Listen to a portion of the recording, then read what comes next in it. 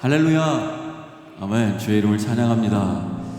하나님께 예배함이 은혜입니다. 오늘 그 은혜의 마음을 담아서 같이 찬양하며 하나님 앞에 같이 나가도록 하겠습니다.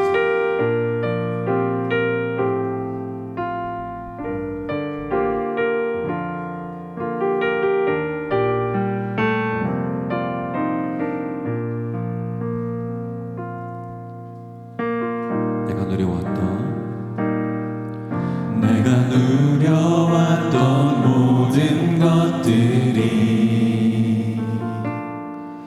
내가 지나왔던 모든 시간이,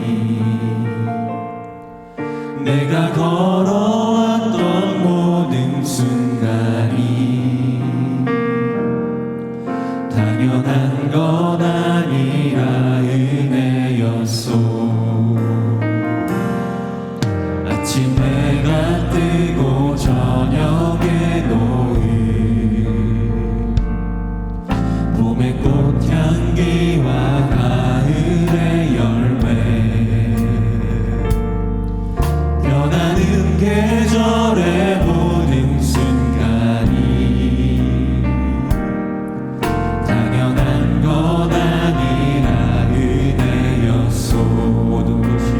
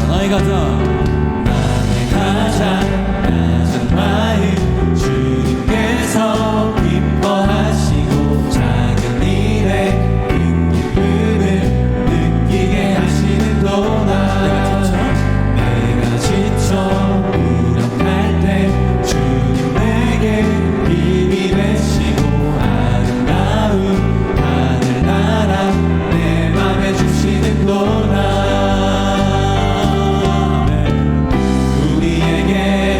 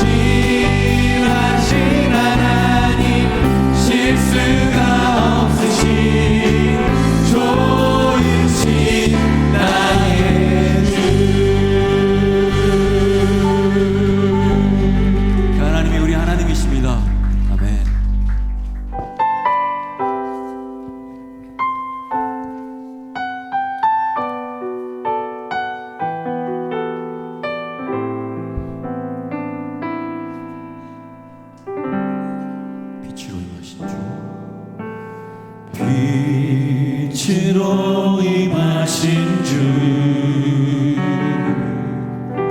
나의 어둠을 비추시네 내 안에 연약한 모두 씻어주시고 나를 귀히 안으시네 내 삶에 임하신 주 내 삶에 임하신 주 모든 두려움 덮으시네 주 나의 모든 것 주 나의 모든 것 주님만 의지하리 눈을 들어 주님만 바라보리 아멘 주님을 예배하는 것 주님을 기뻐하는 것 나의 맘과 뜻 다해 주님 더 알기 원하네 주님을 사랑하는 것 주님을 갈망하는 것 나의 유일한 소망이라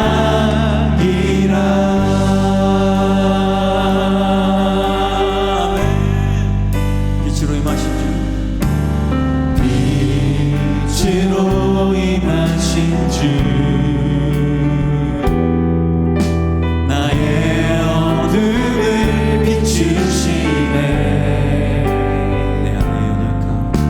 내 안에 연약함 모두 씻어주시고 나를 귀히 여기사 안으시네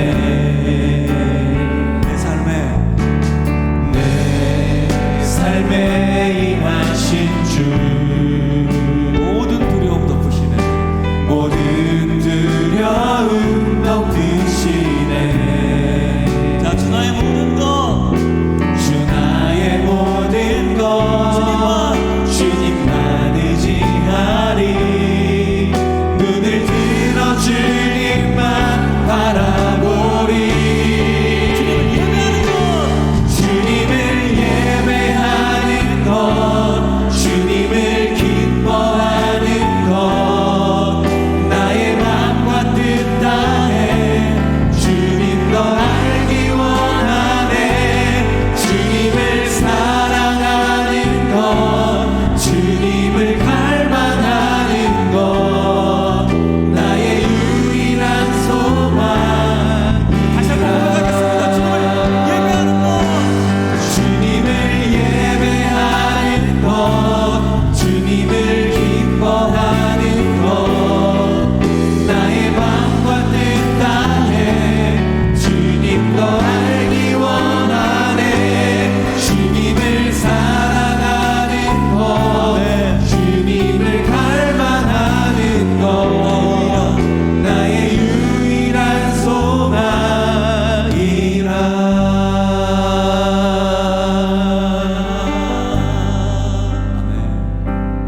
주 보혈 날 정결케 하고 주 보혈 날 자유케 하니 주 앞에 나 예배하는 이 시간 나의 모든 것을 주께 드리네 주의 손 날 위해 찢으셨고 주의 발 날 위해 박히셨으니 이제는 내가 사는 것이 아니요 오직 주를 위해 사는 것이라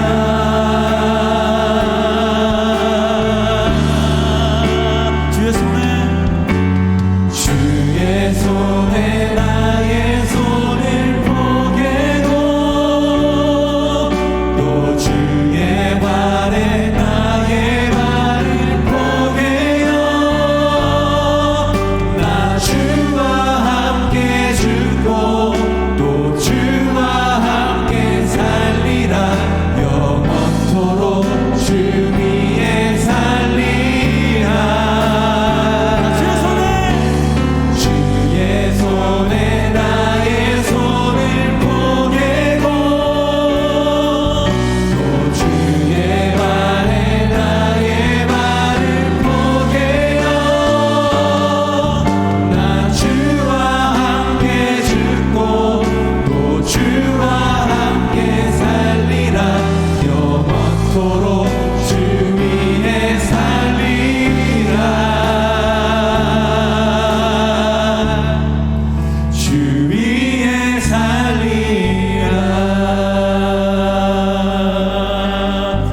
손 날 위해 지키셨고 주의 손 날 위해 지키셨고 주의 발 날 위해 밝히셨으니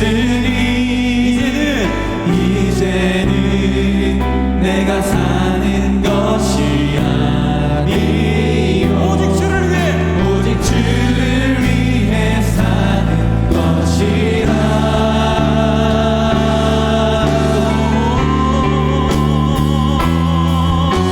주의 손에 나의 손을 포개고 또 주의 발에 나의 발을 포개어 나 주와 함께 죽고 또 주와 함께 살리라 영원토록 주 위에 살리라 주의 손에 나의 손을 포개고 또 주의 발에 나의 발을 포개어 나 주와 함께 죽고 또 주와 함께 살리라 영원토록 주 위에 살리라 주 위에 살리라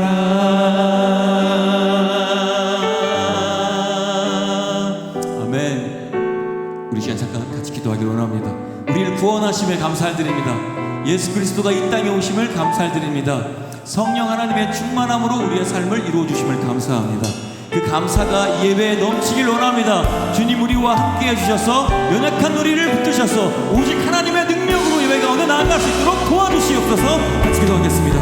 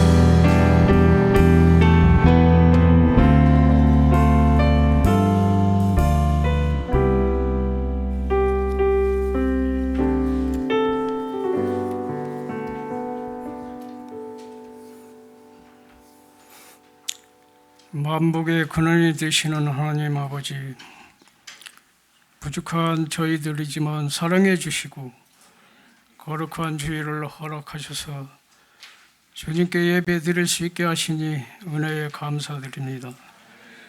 거룩하신 하나님 아버지, 저희들은 지난 한 주간 동안 세상에 살면서 육신적으로 연약하고 믿음이 부족하여 주님의 말씀대로 살지 못하고 여러 가지 죄와 허물을 범했습니다.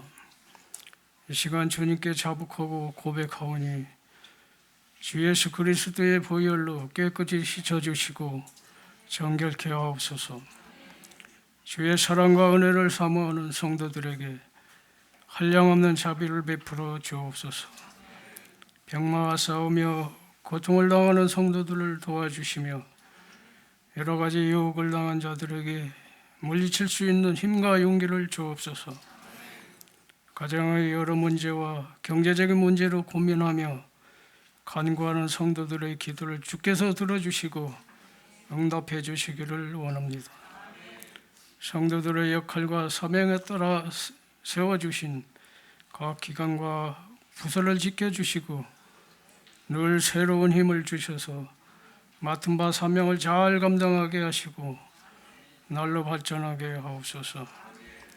오늘도 생명의 말씀을 들고 단위에 서신 이승록 담임 목사님을 기억하시고 말씀의 권세로 붙드셔서 듣는 자 모두가 변화되고 새 힘을 얻게 하여 주옵소서.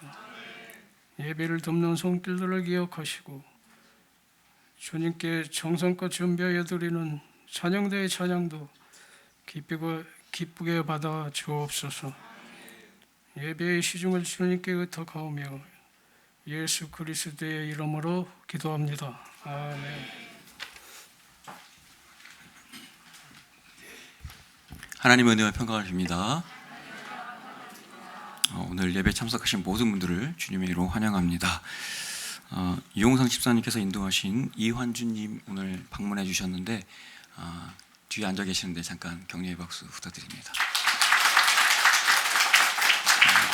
그리고 제가 지금 카드를 받진 못했지만 4분이나 더 오셨어요. 그래서 오늘 5분이 새로 오셨는데 기쁜 일이죠? 하나님께 영광의 박수 올려드리겠습니다.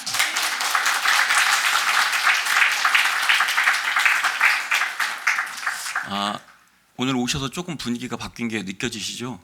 네. 지난 3일 동안 예배당 리모델링을 위해서 현장에서 헌신해 주신 우리 집사님들도 사역자분들 진심으로 감사드립니다. 또 성도님들도 식사와 여러 가지 도와주신 성도님도 진심으로 감사를 드립니다.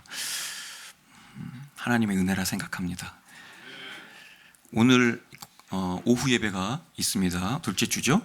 오후 예배가 있습니다. 그리고 오후 예배가 끝나고 재직회의가 3시 30분에 별관 1층에서 있습니다. 참석해 주시면 감사하겠습니다. 그 광고 보시면 선교 물품 물품 모금이라고 있습니다. 저희 교회에서 하고 있는 위드 필리핀에서 한복이 좀 필요한 것 같습니다. 그래서 한복을 집에 그냥 보관만 하고 계시는 분들이 계시면 정리를 해주셔서 교회로 또 갖다 주시면 선교에 필요할 때 사용하도록 하겠습니다. 그리고 태국 선교에도 필요한 게 있는데요. 그 고지대에 계신 분들이 조금 날씨의 영향을 받으셔서 이 두꺼운 패딩 말고 경량 패딩이나 신발 또 아동 의류가 필요하다고 하는데요. 2월 22일까지입니다. 그러니까 2월 마지막 주 주일까지예요. 보시면 알겠지만 태국 선교 물품은 2월 22일까지고 위드 필리핀은 기간이 없습니다. 네, 구분하셔서 좀 날짜에 맞게 잘 갖다 주시면 감사하겠습니다.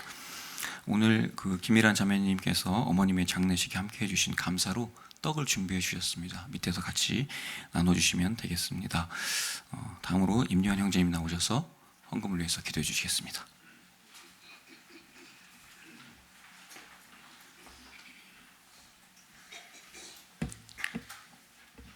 기도하겠습니다. 하나님 아버지, 이렇게 모여서 주님을 찬양하며 예배드릴 수 있는 은혜 감사드립니다. 저희 찬양을 받아주시고 홀로 영광 받아주시옵소서. 주님, 이 시간 예물을 올려드립니다. 저희가 가진 모든 것이 주님께로부터 온 것임을 고백합니다. 일할 수 있는 건강과 능력을 주시고 필요한 것을 채워주심에 감사드립니다. 저희가 드리는 예물이 하나님의 나라를 위해 귀하게 쓰이도록 사용하시고 쓰이는 곳마다 주님이 드러날 수 있도록 해주세요. 그리고 모든 것이 주님의 은혜임을 잊지 않게 해주시옵소서. 경제적으로 어려움을 겪고 있는 성도들에게도 필요한 것을 채워주시고 주님의 공급하심을 경험하시고 찬양할 수 있도록 해주세요. 이어지는 찬양대의 찬양을 기쁘게 받아주시고 목사님의 입술을 통해 하나님의 말씀을 선포하실 때 각자의 삶에 적용할 수 있는 저희가 되도록 인도해 주시옵소서. 내 길 더 잘 아시는 주님 의지합니다. 제 삶을 주관해 주시옵소서. 사랑이 많으신 우리 주 예수님의 이름으로 기도드렸습니다. 아멘.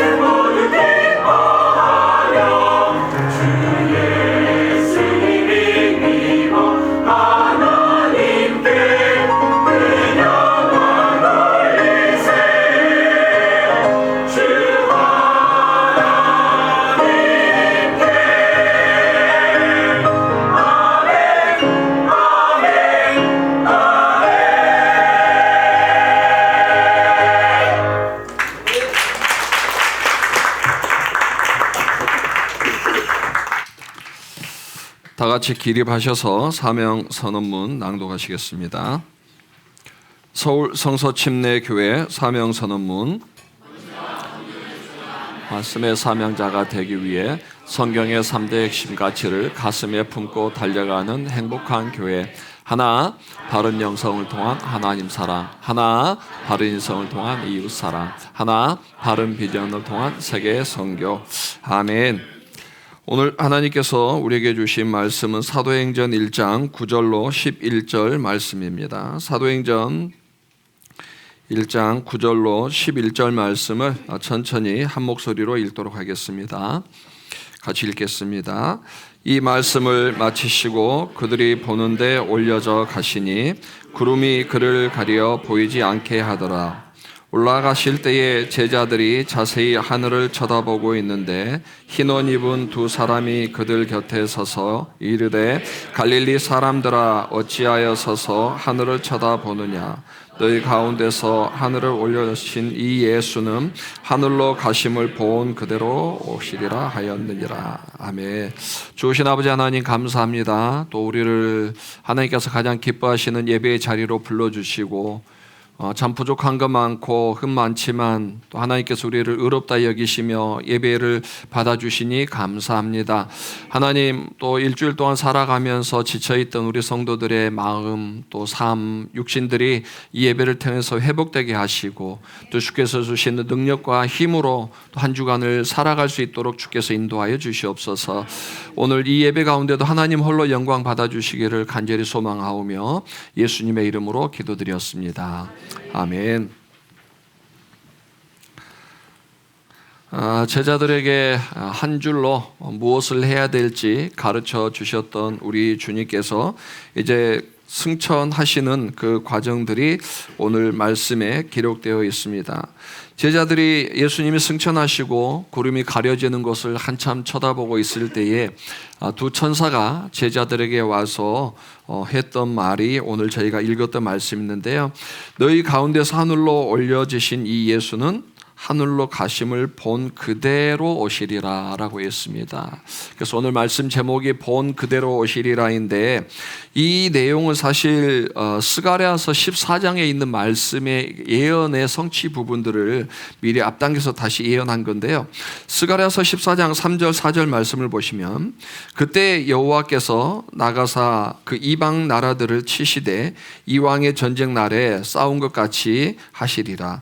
그날에 그의 발이 예루살렘 앞 곧 동쪽 감람산에 서실 것이요 감람산은 그 한가운데가 동서로 갈라져 매우 큰 골짜기가 되어서 산 절반은 북쪽으로 절반은 남쪽으로 옮기고 라는 그 말씀이 있는데 이왕의 전쟁 날에 싸운 것, 하나님께서 구약에서 이스라엘을 대신해서 싸웠던 사건들이 많이 있죠.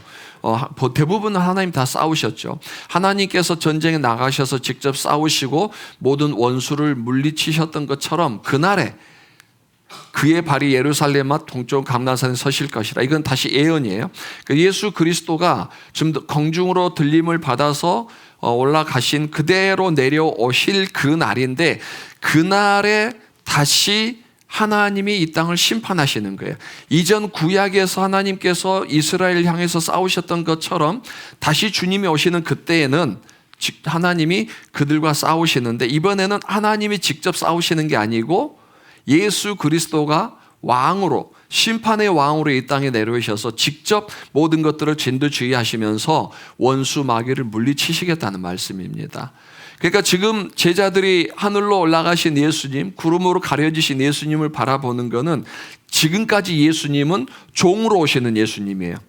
인간을 구원하시기 위해서, 모든 죄인들을 구원하시기 위해서, 십자가에 못 박혀 돌아가시기 위해서 오시는 섬김의 예수로 오셨다면 이제 지금 그 천사가 하는 말은 뭐냐면은 종말론적으로 예수님께서 다시 오실 때는 너희들을 섬기러 오는 예수가 아니라는 거예요. 이제는 하나님께서 구약에서 모든 원수들을 물리치셨던 것처럼 예수님이 그대로 다시 내려오실 때는 바로 이 땅을 심판하러 오실 예수라는 것을 명확하게 짚어주는 겁니다. 그러니까 제자들은 여전히 종으로 오시는 예수를 바라보고 있는데 천사는 이제는 종으로 오신 예수도 섬김으로 오신 예수도 아니라 오직 하나, 이 땅에 오실 때는 종으로 오셨지만 빌립보서 2장의 말씀과 같이 그는 근본 하나님의 본체시다. 하나님의 형상으로 다시 회복되어지시는 거예요. 하나님이 우편에 앉으시는 겁니다. 우편에 앉으셨단 말은 왕의 자리에 앉으셨단 말이에요. 그리고 다시 예수님이 이 땅에 오실 때는 천군 천사를 데리고 와서 이 땅에 있는 모든 원수 마귀들과 악한 것들을 물리치시는 심판의 왕으로 오신다는 거예요.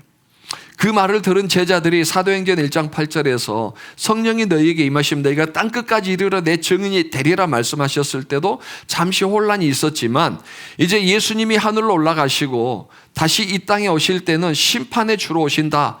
그러면 제자들이 사도행전 1장 8절에서 들었던 땅끝까지 증인과 예수 그리스도가 심판의 주로 오시는 이 사이에 해야 될 일이 무엇인가? 그 심판을 멸할 수 있는, 아직도 심판 가운데 있는 그 사람들을 복음을 통해서 의인으로, 구원으로 생명책에 들어오게 함으로 인해서 심판의 자리에서 생명의 자리로 옮기는 이 일, 이게 바로 제자들에게 주신 사명이라는 거예요. 그러니까 제자들이 그 말씀을 듣고 천사가 다시 너희들이 본 그대로 다시 오리라고 말씀하셨을 때 이제 제자들이 알기 시작한 거예요. 아, 이게 보통 일이 아니구나. 일반적인 일이 아니라 주님이 다시 우리 인간을 구원하러 오시는 게 아니라 이제는 어마어마한 심판에 주러 오시는구나. 그럼 이제 우리가 해야 될 일은 뭔가? 바로 사도행전 1장 8절의 말씀과 같이 땅끝까지 이르러 복음을 전하고 증인이 되는 것. 그 이후로 제자들의 삶이 180도 바뀌었다는 것을 우리는 잘 알고 있습니다. 근데 이게 얼마나 큰 차이가 있는지 여러분 잘 아시죠? 제가 칼럼에 500명이 동시에 봤다고 그랬는데 죄송합니다. 오탑니다. 500명이 아니고 120여 명입니다. 좀 여러분 마음으로만 수정해 주시고, 하나님이 하늘로, 예수 그리스도가 하늘로 올라가실 때 약 120여 명의 제자들이 봤단 말이에요. 자, 그러면 사도행전 1장 8절 말씀을 듣고 다시 심판에 주러 오시는 이 사이에 120명의 사람들이 동시에 그 말씀을 들었다면 120명이 다 헌신해야 되잖아요. 그런데 사도행전을 보면은 120명 중에 다 어디 갔는지 모르겠어요. 11사도, 그죠?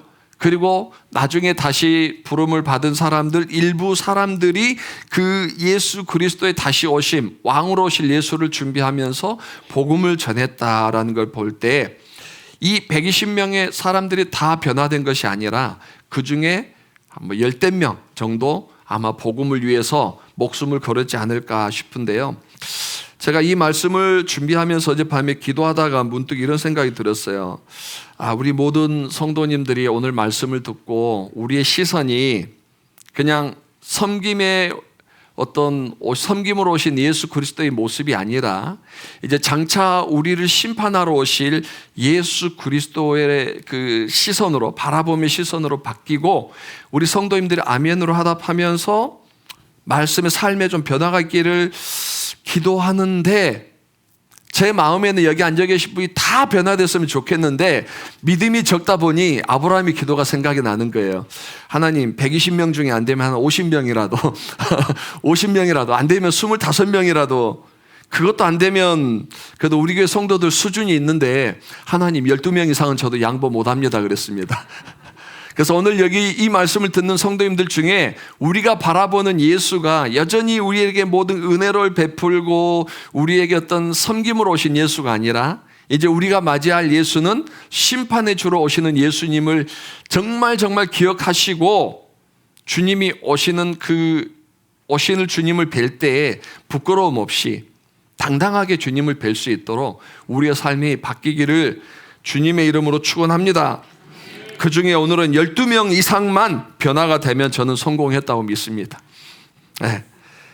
아, 여러분, 예수님이 지금 어떤 분으로 보이십니까? 그리고 어떤 예수로 믿어지십니까? 2000년 전에 예수님이 그렇게 하나님의 아들이라고 얘기했지만 여전히 나사렛 예수, 그 시골에서 태어난 목수의 아들로만 보이는 사람들이 지금도 있을 거고요. 역사적으로는 예수가 있지만 그가 무슨 일을 했겠어? 라는 사람도 있을 거고, 아니면 죽은 자를 살리고 앉은 병이를 일으켜 세우고 눈먼 자를 눈뜨게 했던 것처럼 여전히 예수님은 지금도 의사로서 내 질병을 고쳐주고 내 삶의 상처를 어루만져 주시는 예수로만 보이는가? 그렇지도 않으면 오병이어의 기적과 같이 그물을 던지면 감당할 수 없는 물고기를 건져 올리게 하시는 것처럼 도깨비 방망이처럼 기도하면 모든 것들 내 삶의 모든 형편들을 채워주시는 예수로만 보이는가? 그게 사실 현재 우리가 바라보는 예수고 그게 우리 믿음의 현 주소입니다. 사랑하는 우리 성도님들, 천사가 제자들에게 와서 말한 것처럼 이미 구름 타고 구름 위로 사라지신 예수님은 우리가 보이지 않지만 이제 장차 오실 예수에 대해서 여러분이 어떻게 바라보고 있는지 다시 한번 생각해 보셨으면 좋겠고요. 그 예수가 다시 오셨을 때 여러분의 미래에 어떤 영향을 끼칠 건지도 한번 생각해 보실 수 있기를 주님의 이름으로 축복합니다. 히브리서 11장에는 믿음의 전당에 오른 믿음의 선진들의 이야기들이 기록되어져 있습니다. 그 선진들의 공통점이 뭐냐면은 현재를 바라보는 게 아니라 언제를 바라봐요? 미래를 바라본다는 거예요. 오늘을 바라보는 게 아니고 미래를 바라본다는 거예요. 히브리서 11장 1절 말씀이 믿음은 바라는 것들의 실상이요 보이지 않는 것들의 증거니라 그랬어요. 이게 두 가지가 나와요. 믿음에 대해서. 첫 번째는 바라는 것이 있고 보지 않는 것들이 있어요. 그죠? 첫 번째 우리가 바라보는 이 믿음은 뭐냐면은 지금 내가 바라보고 있는 대상이 나의 믿음이라는 거예요. 지금 내가 무엇을 바라보고 있는가가 나의 믿음이에요. 아무리 고차원적으로 믿음은 이런 거야, 나는 이런 믿음이야 라고 말해도 현실적으로 내가 바라보고 있는 그게 진짜 믿음인 겁니다. 자, 예를 들어서요. 어디를 가다가 뭐 호랑이라고 하면 너무 뜬금없으니까 아주 거친 들개를 만났어요. 무서워요. 그때 옆에 아주 건강한 남자가 한 사람이 있습니다. 그 옆에 아버지가 있습니다. 또 그 옆에 보니까 슈퍼맨이 있습니다. 준혁아, 무서운 들개를 만났어. 옆에 아저씨가 있고 아버지가 있고 슈퍼맨이 있어. 누구한테 갈래? 그게 네 믿음이야. 맞잖아요. 지금 이 개로부터 뭐예요? 나를 지켜줄 수 있는 건 옆집 건강한 아저씨도 아니고 우리 아버지도 아니에요. 내가 그래도 그동안 들어왔던 슈퍼맨 정도면, 그죠? 나를 구원해 줄 것 같으니까 슈퍼맨한테 가는 거예요. 그게 우리 믿음이에요. 맞죠? 여러분이 어떤 삶에 있든 어떤 환경에 있든 간에 중요한 게 아니에요. 지금 내가 무엇을 바라보고 있는가가 내 믿음인 거거든요. 그래서 믿음은 바라는 것들의 실상이라고 그랬잖아요. 아무리 내가 고차원적인 믿음에 대해서 암송하고 성경에 대해서 얘기하더라도 정말 중요한 건 지금 내가 누구를 바라보냐, 무엇을 바라보냐. 내가 예수를 바라볼 때 여전히 의사인 예수를 바라보고 있는지, 도깨비 방망이처럼 그냥 나의 모든 궁핍함을 풍성하게 채워진 예수를 바라보고 있는지, 장차 오실 왕으로 오실 예수를 바라보고 있는지가 우리의 믿음인 거예요. 그래서 그 믿음에 대해서 여러분이 반드시 기억을 하고요. 두 번째 보니까 미래에 바라보고 있는 것이 나의 믿음입니다. 미래에 바라보고 있는 것. 지금 현실적으로는 슈퍼맨이 나에게 믿음일 수 있지만 내일 슈퍼맨이 나오고 없을 수도 있잖아요. 그럼 내가 내일은 미래를 무엇을 바라봐야 되는가에 대한 것이 나의 믿음이에요. 자, 예를 들어서요. 직장에 다니시는 분들, 이제 뭐 19일 정도, 20일 정도 되면 보통 이제 월급을 받으시죠. 그러면 월급을 다 썼어요. 그리고 이제 다시 뭐 한 그 다음 달 5일, 10일쯤 되면 이제 다 떨어졌잖아요. 그러면 그때 쓰는 게 뭐죠? 신용카드. 네. 현금이 없으면 신용카드를 쓰죠. 자, 그런데 사장이 20일 날 내가 월급을 줄게라고 얘기를 했어요. 자, 그러면 그때 여러분 어떻게 반응해야 됩니까? 20일이 중요한 게 아니라 지금 당장 내 계좌에 돈이 찍혀 있어야지 하면 사장한테 돈 달라고 할 거예요? 아니잖아요. 20일 날 사장이 지금 한 번도 어김없이 그날 나에게 월급을 줬다면 지금 10일 정도, 15일 정도는 카드를 써도 된다는 확신이 생겨요. 그래서 그걸로 맛있는 것도 사 먹을 거고, 그걸로 현금 서비스 받아서 자녀들에게 용돈도 줄 거고, 만약에 20일 날 내 통장에 내 계좌에 월급이 들어오지 않는다고 생각한다면 그때부터 삶은 위축되어지는 거예요. 힘들어지는 거예요. 그러나 지금 당장 내 계좌에 찍힌 숫자는 없지만 20일 날 그게 찍힐 거라는 확신이 생기면 지금 없어도 어때요? 괜찮아요. 빌려 쓰고 싶고 조금 더 가난하게 살아도 괜찮아요. 왜냐하면 20일이라는 그 날짜에 보장이 있으니까. 그게 우리의 믿음인 거예요. 지금 우리가 살아갈 때 현실적으로 답답하고 어렵고 미래가 보이지 않는다 하더라도 우리가 바라보는 그 예수, 우리가 바라보는 그 믿음의 대상에 소망이 있다면 오늘 좀 아파도 괜찮아요. 아멘. 오늘 좀 내 마음대로 안 돼도 괜찮아요. 왜냐하면 내가 소망하는 날은 다가오고 있으니까. 아멘. 그게 우리가 미래를 바라보는 나의 믿음인 거거든요. 그래서 아무리 우리가 믿음에 대해서 신학적으로 말해도 현재 내가 바라보고 있는 대상이 나의 믿음이다. 두 번째로는 내가 미래를 무엇을 바라보고 있는가, 그리고 미래를 바라보면서 어떻게 살아가고 있는가가 나의 믿음이다라는 거예요. 자, 히브리서 11장 6절 말씀 한번 보여주실까요? 같이 읽어보시겠습니다. 시작.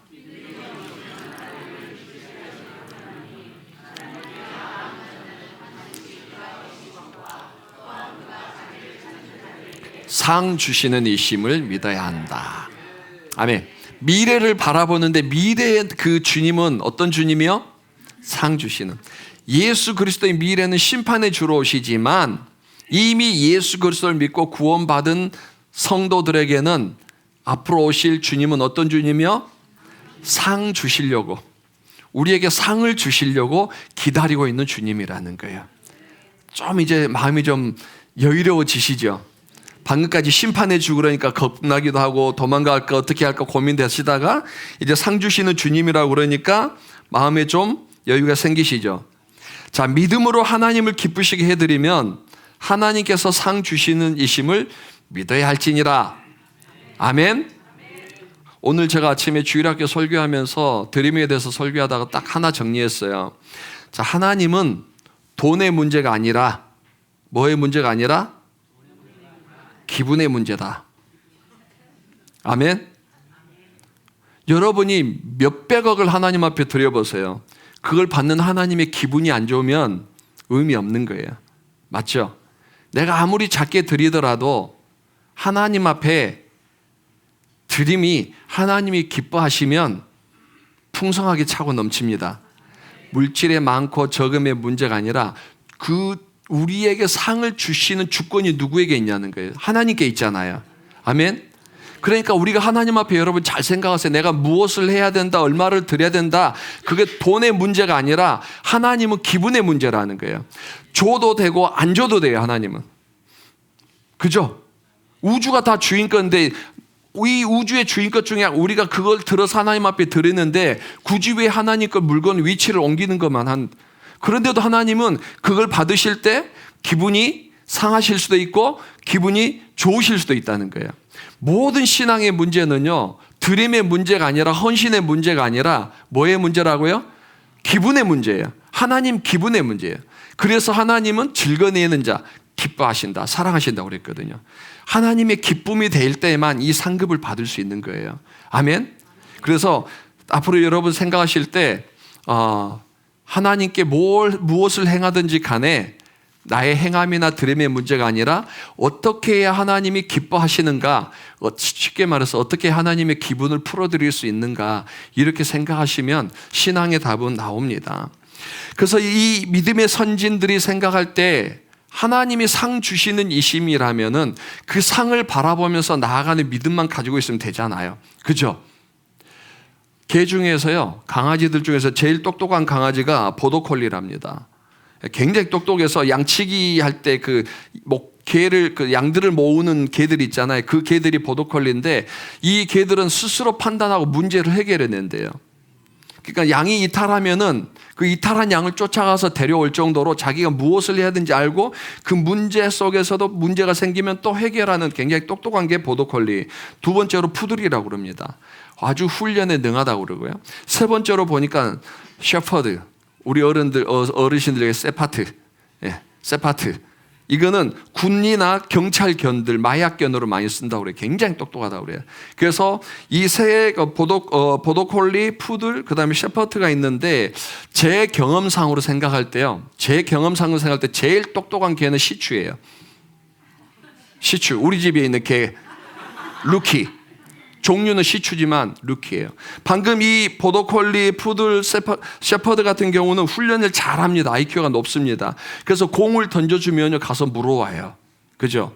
물어오면은 조그만 간식 하나 줍니다. 그리고 또 공을 던지면 물어옵니다. 몇 번을 던져도 가서 물어와요. 훈련이 잘 돼 있기 때문에. 그죠? 우리 집 루키는요, 공을 던지면 안 갑니다. 제가 간식을 보여주면 와서 확인하고 가서 물고 옵니다. 그러다 제가 간식을 딱 숨기고 있으면 물고 오던 거 놓고 와서 다시 저한테 보여달랍니다. 그 간식 보여주면 가서 다시 물고 와서 제 손에 올려줍니다. 예. 그리고 제가 던지고 던지죠. 반복 안 해요. 귀찮게 한 번 먹었으면 됐지 왜 자꾸 시켜 그러면서 딱 그냥 자기 방에 가서 누워서 저만 쳐다봐요. 예. 아무리 던져도 안 가요. 다른 개들은 가요. 누가 더 똑똑해요? 예. 계산적이고 아주 똑똑한 게 열심히 뛰는 게 아니고 딱 자기한테 실리적인 것. 그래서 이 모든 것들을 볼 때 정말 그 루키만 보면 생물학적으로 볼 때 루키는 진짜 똑똑한 개예요. 그런데 믿음으로 볼 때는 제일 믿음 없는 게 루키예요. 그렇잖아요. 다른 개들은 공 던지면 왜 공을 물고 오겠어요? 반드시 주인이 나에게 상을 줄 거, 간식을 줄 걸 아니까 일단은 주인은 손에 간식이 있던 없던 간에 물고 와보는 거예요. 누구를 믿으니까? 주인을 믿으니까. 그러면 우리 루키와 저는 신뢰관계가 안 돼 있다는 얘기예요. 죄송합니다. 제가 강아지와 비유해서 그런데 한번 여쭤보겠습니다. 여러분은 하나님이 상 주실 분을 믿고 순종하십니까? 아니면 여러분 눈앞에 직접 보여줘야, 통장에 계좌 찍어줘야, 여러분 손에 쥐어줘야 움직이십니까? 어차피 개 종류지만 상 주시는 이심을 믿어야 할지니라. 믿음이라고 그랬잖아요. 보여주고 손에 쥐어주고 가라는 건 믿음이 아니에요. 그건 계산이에요. 우리의 신앙은 믿음으로 움직이는 신앙입니다. 아멘. 언제요? 미래에 우리에게 상 주실 이심을 믿고 가는 게 우리의 믿음이에요. 지금 주면은 굳이 할 필요가 없는 거예요. 자, 6절 말씀 한번 보실까요? 6절 말씀에 상 주시는 이심을 믿어야 할지나, 그리고 나서 7절로 가시면은 믿음으로 노아는 어떻게 해요? 아직 보이지 않는 일의 경고입니다. 홍수가 쏟아질 때 움직인 게 아니고 아직 보이지 않고 한 번도 보지 못한 그 일을 경고를 받았다는 거예요. 천국이 어디 있어? 지옥이 어디 있어? 죽어봐야 알지. 그때는 이미 늦었습니다. 홍수가 어디 있어? 홍수가 나봐야 그때 배 만들지. 이미 다 죽어요. 맞죠? 믿음은요, 아직 보이지 않는 일에 대해서 순종하는 거예요. 몇 년을 순종했습니까? 120년. 120년. 한 번도 경험해 보지 못한 일이, 이 사건이 일어나겠다고 하는데 120년 동안 노아는 아직 보지 않는 일에 그 경고를 듣고 방주를 만들며 기다렸다는 거예요. 그러니까 당연히 믿음의 전당에 오를 만하죠. 아멘. 자, 여러분 120년 이상 기다려 보신 분. 앞으로 100년 정도는 기다려 보실 수 있다 하신 분. 최소한 주님이 부르실 동안 그래도 우리 120년은 안 기다려도 되잖아요. 아멘. 주님이 빨리 부르시면 50년, 30년, 더 발로도 100년 정도만 기다리면 되니 우리는 노아보다는 더 기다릴 이유가 없습니다. 그러니까 믿음으로 상 주심을 이심을 바라보시면서 인내하시기를 주님의 이름으로 축복합니다. 자, 두 번째 8절 보실까요? 믿음으로 아브라함은 부르심을 받을 때에 순종하여 언제요? 장래 유업으로 받을 땅. 지금 주시겠다는 게 아니에요. 이 땅을. 그 땅에 가서 텐트를 쳐도 자기 땅이 아니라는 거예요. 나중에 주시겠다는 거예요. 나중에. 근데 사실적으로 아브라함은 그 땅을 받지를 못했어요. 그죠? 나중에 출애굽하고 나서 여호수아 시대에 그 땅이 이스라엘로 명명하게 되지, 아브라함도 그때는 나그네였단 말이에요. 그런데도 아브라함은 어떻게 했어요?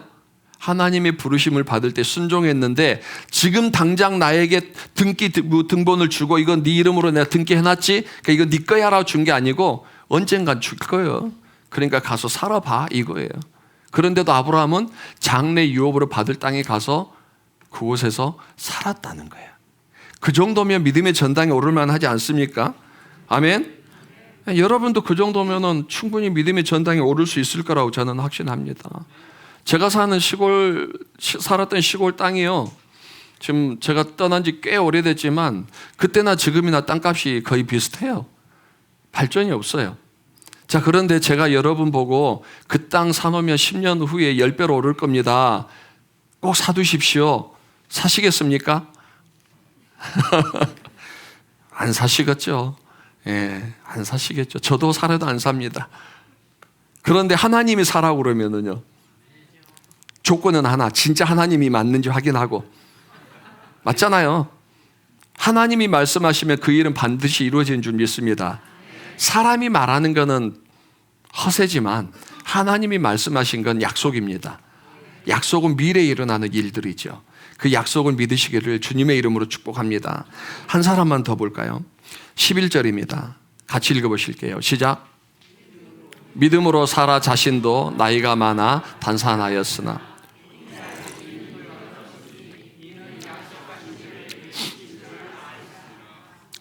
예, 사라, 아브라함의 아내 사라 이야기가 나오는데 나이가 많아서 단산하였다. 아이를 낳을 수 있는 모든 몸의 컨디션이 끝났다는 거예요. 근데 잉태할 수 있는 힘을 얻었다라는 거예요. 지금 자, 잉태한 겁니까? 잉태할 수 있는 힘을 얻은 겁니까? 힘을 얻은 거. 미래형이죠. 이는 뭐요? 약속하신 일을 믿으니라. 지금 내가 몸이 다 이제 그 출산의 나이가 지나서 지금도 출산이 불가능하면 하루라도 빨리 임신시켜 주셔야 될 거 아니에요. 근데 주지 않고 하나님이 잉태할 힘만 주시고 미래의 약속이라는 거예요. 하루하루 몸이 다른데, 그죠? 이번에도 인테리어 공사하는데 금방 끝날 줄 알았는데 좀 걸렸어요. 와, 집에서 제가 일어났는데 아이고 소리가 나면서 제가 죄송합니다 우리 어르신들, 아내한테 그랬어요. 한 해가 다르다 그랬습니다. 작년에 강대상 뜯을 때도 괜찮았는데 1년 지나고 나니까 이제는 못 박는 것도 힘들어요. 70 지나신 천영락 집사님, 이일주 집사님은 얼마나 힘드셨는지 모르겠어요. 임베드로 집사님은 이틀째 되니까 얼굴이 빨개지셔가지고 제 아내가 쓰러지실 것 같다고 할 정도로 한 해 한 해가 다 다르더라고요. 그런데 지금 당장 주시는 게 아니고 나중에 줄게라는 거예요. 얼마나 마음이 조급하겠어요. 그런데도 사라는 어떻게 했어요? 약속하신 일을 미쁘신 줄 알았다. 미쁘시다는 말이 뭔 말인지 알죠? 반드시 그것을 그대로 행해 주실 거를 믿었다라는 거예요. 그러니까 내가 나이가 중요한 게 아니고 나에게 허락하시는 그 분이 신실하신 분이라면 나는 그분을 믿고 따라가겠다라는 거예요. 지금 여러분 상태가 어떤지 모르겠습니다. 육체적으로, 경제적으로, 아니면 뭐 상황적으로 다 끝났다 포기하고 싶은 그 상황일지 모르지만 그건 우리 생각이라는 거예요. 그거는 사라의 컨디션이라는 거예요. 하나님이 내가 너에게 잉태할 힘을 주겠다 말씀하신 것처럼 내가 너를 회복시켜 주시겠다고 말씀하셨다면 회복될 줄 믿습니다. 그 일이 이루어질 줄 믿습니다. 중요한 건 뭐예요? 우리의 믿음이에요. 하나님은 변함없으신데 우리가 자꾸 조바심이 생기고 현실에 너무 오늘만 바라보다 보니까 오늘이 끝날 것 같으니까 자꾸 거기에만 집착하는 거예요. 하나님은 영원하신 분입니다. 영원하신 시간 속에서 하나님께서 아름다운 때를 정하시고 그때 우리에게 웃기도 하시고 울게도 하시고 모든 상황들을 결정하신다고 전도서 말씀하신 것처럼 우리 성도님들 오직 이제 우리가 바라봐야 될 대상은 오늘의 예수 그리스도가 아니라 장차 오실 예수 그리스도, 장차 오실 심판의 왕으로 오실 예수 그리스도를 바라본다면 우리의 믿음은 달라져야 돼요. 이렇게 살아서 내가 이 주님을 만날 때 부끄러움이 없는가? 여러분 반드시 생각해 봐야 됩니다. 심판의 주는 꼭 천국과 지옥의 심판의 주만이 아니라 너희들이 행한 대로 내가 각각 심판하리라 그랬거든요. 그렇기 때문에 지금 우리가 바라보는 이 예수가 마냥 그냥 좋은 예수가 아니라 어쩌면 내가 여기서 가장 내 인생의 치욕적이고 부끄러움을 들춰낼 수 있는 예수도 될 수 있어요. 다시 말해서 이제 너희가 본 그대로 오는 그 예수는 우리의 허물을 덮어주시는 예수가 아니라 허물을 다 들추시는 예수가 될 겁니다. 그러면 우리가 장차 오실 예수 그리스도, 왕으로 오실 예수 그리스도를 믿는다는 것은 오늘 우리의 삶을 점검하면서 사셔야 돼요. 아멘. 이게 첫 번째고, 두 번째로는 상 주실 이를 믿는 예수, 우리 믿음이라면은 오늘 현실에 집착하지 마시고 그분 앞에서 상 받으실 수 있도록 여러분의 삶을 들이시길 바랍니다. 하나님 기분 상하게 하지 마시고 하나님 기분 풀어드리세요. 그러면 그 이상이 쏟아질 줄 믿습니다. 한 가지 얘기만 하고 마칠게요. 아이들이 오늘 제가 매주 미션을 해주면 아이들이 미션을 해와요. 그리고 그걸 제가 간식을 사줘요. 오늘 제가 드림에 대해서 설교했잖아요, 아이들한테. 근데 그 홈런볼 뭐 여러 가지 안에 내용물 들어있는 건데 아이들한테 그랬어요. 내가 이거 너한테 줬는데 이거 하나만 나 입에 줘 그랬는데 네가 안 주려고 그러면 내 기분이 어떨까 그랬더니 안 좋아요 그러더라고요. 그러면 내가 다시 너 사줄까 안 사줄까 했더니 안 사줘요 그러더라고요. 그치? 그러니까 오늘 내가 너희들한테 다 선물했으니까 간식 먹을 때 나한테 가져나 안 가져나 볼 거야 했어요. 그리고 설교 끝나고 오는데 벌써 애들이 과자 뜯어가지고 홈런볼 3개 주는 애가 있었어요. 그 다음에 초콜릿 하나 주는 애가 있었어요. 한 애는 저한테 물어봐요. 목사님 오늘 돌봄 시간에 계세요? 아니 11시에 설교해야 되는데 그랬더니 돌봄 시간에 간식을 먹어야 되니까 그걸 저한테 주고 싶다는 얘기예요. 예.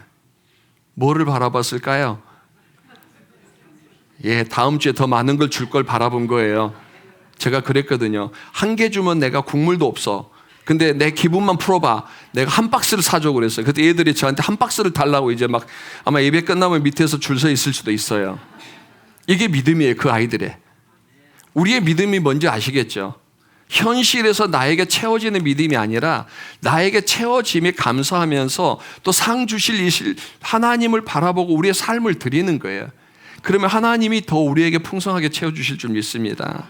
아멘. 그래서 오늘은 2가지만 기억하세요. 심판의 예수로 오신다면 내가 부끄러움 없는 삶으로 주님 앞에 서는 삶. 2번째로는 상 주시는 예수를 바라본다면 상 주실 만한, 받을 만한 우리 믿음을 반응을 해야죠. 이 2가지만 오늘 여러분 기억하시면서 한 주간 승리하시는 성도님들 되시기를 주님의 이름으로 축복합니다. 잠시 반주 나오는 동안에 우리 기도하겠습니다. 하나님, 그동안 저는 어떤 예수님을 바라보고 살았는지요, 그리고 어떤 예수님을 내게 삶에 다가올 것을 기대하고 있었는지요, 여전히 오늘 현실 속에서 나를 괴롭히는 문제들을 해결하기 위한 예수, 어쩌면 내가 뚫지 못하고 부딪혀서 환경에 정말 갇혀 있을 때 이 문제를 해결해 주는 우리 주님으로만 바라보고 있었는지, 아니면 이 모든 환경을 뛰어넘어서 장차 우리를 다시 데리러 오실 예수 그리스도를 바라보고 있는지, 예수님의 재림은 공포가 아니라 책임이 있는 현재로 연결해 주는 것입니다. 재림을 기다리는 사람은 오늘을 가볍게 살 수가 없습니다. 재림을 기다리는 사람은 주님 보시기에 부끄러운 선택이나 행동을 하지 않습니다. 날마다 자기 자신을 점검하며 사는 사람입니다. 아울러 상 주시는 이심을 바라보는 사람이 어떻게 하나님 앞에 하나님께서 상 주시길 바라면서 아무것도 하지 않고 움직이지 않고 드리지 않고 상만 바라볼 수 있겠습니까? 적게 심는 자는 적게 받을 것이고 많이 심는 자는 많이 받을 것입니다. 하나님은 물질의 양의 문제가 아니라 하나님의 기뻐하심의 문제라고 얘기하십니다. 우리가 또 헌신을 하든 무엇을 하든지 간에 내 의의가 아니라 하나님의 기쁨을 위해서 우리가 헌신하고 드린다면 하나님은 반드시 우리에게 차고 넘치는 은혜로 상 주실 이심을 믿습니다. 그동안 우리의 삶을 돌아보면서 하나님, 이제 우리가 내가 바라보고 있는 그 예수 그대로 오신다 하셨사오니 현실에 끝나는 예수가 아니라 미래에 내 삶에 행복을 주시는 예수, 내 삶에 풍성한 것들을 채워주시는 주님으로 바라보며 오늘 하루를 헛되이 살지 않게 해주십시오. 잠시 우리 헌신하며 기도하겠습니다. 살아계신 아버지 하나님, 감사합니다. 두 천사가 나타나서 너희가 본 그대로 다시 오시리라 말씀하셨는데, 주님은 이제 다시 이 땅에 오실 때 더 이상 우리의 허물을 덮어주시는 예수가 아니라 우리의 모든 것들을 낱낱하게 파칠 하나님, 오늘 우리가 어떻게 허비하며 살아갈 수 있겠습니까? 오늘 어떻게 주님 앞에 부끄러운 모습으로 살아갈 수 있겠습니까? 하나님, 철저히 내일이라도 이 시간이라도 주님이 우리 앞에 오셨을 때에 부끄러움 없이 도망가지 아니하고 두려움 없이 기쁨으로 주님의 낯을 뵐 수 있도록 우리의 믿음을 날마다 점검하며 살아가는 신앙 되게 하여 주시옵소서. 아울러 상 주시는 이심을 믿어야 할지라 말씀하셨사오니 아버지 하나님, 상을 바라는 우리의 믿음이라면 우리가 하나님 앞에 믿음을 심게 하여 주시옵시고 믿음으로 반응하게 하시고, 하나님, 우리가 주님 앞에 살아갈 때에 주께서 원하시는 그 믿음의 순종을 보일 수 있는 우리의 삶이 될 수 있도록 주님 도와주시옵소서. 하나님, 우리의 성경 삶의 순신이를 믿고 날마다 주님 바라보며 나셔서 주님 치고 하나님의 말씀을 늘 살아가는 우리의 신을 주시옵소서.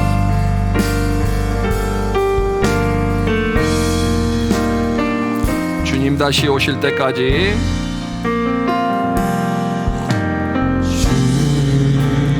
다시 오실 때까지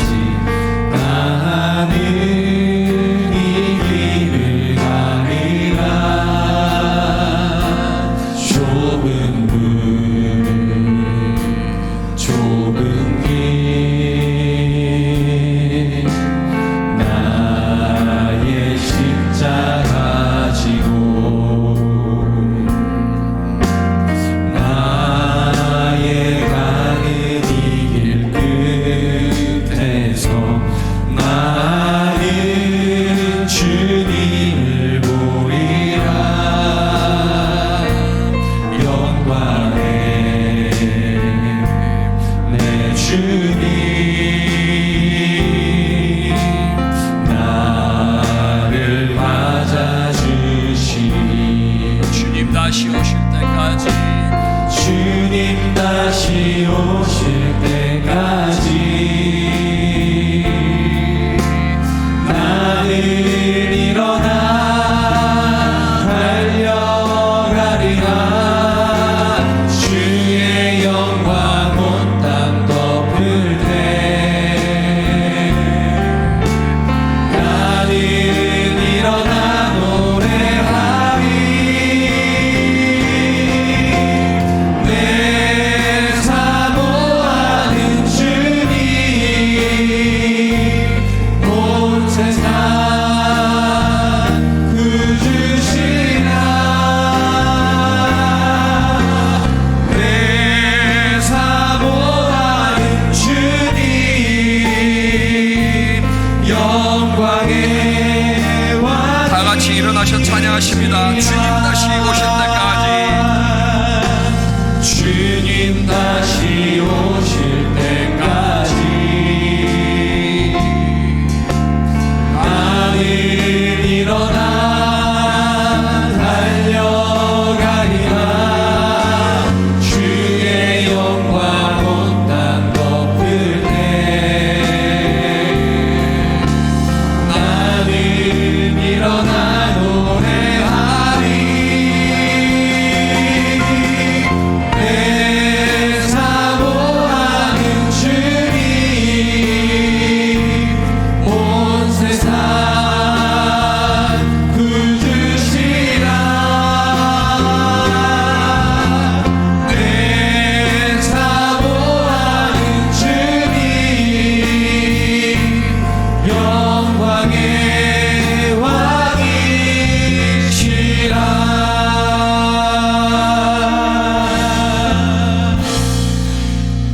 살아계신 아버지 하나님, 2000년 전 하늘로 올라오신 그 예수는 다시 이 땅에 오실 때에 왕으로 다시 오실 거라 말씀하셨습니다.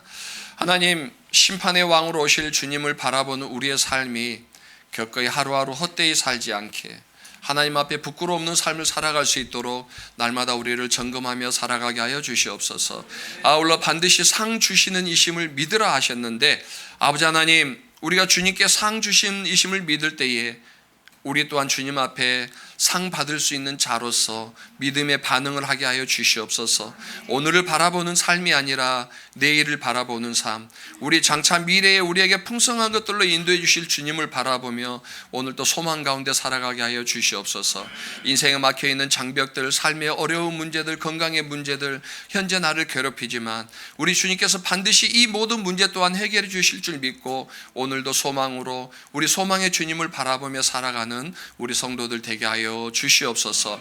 한 주간 우리 성도님들 삶 가운데에 하나님의 특별한 은혜와 평강이 강물처럼 흘러넘치기를 축복하오며 예수님의 이름으로 기도드렸습니다. 아멘.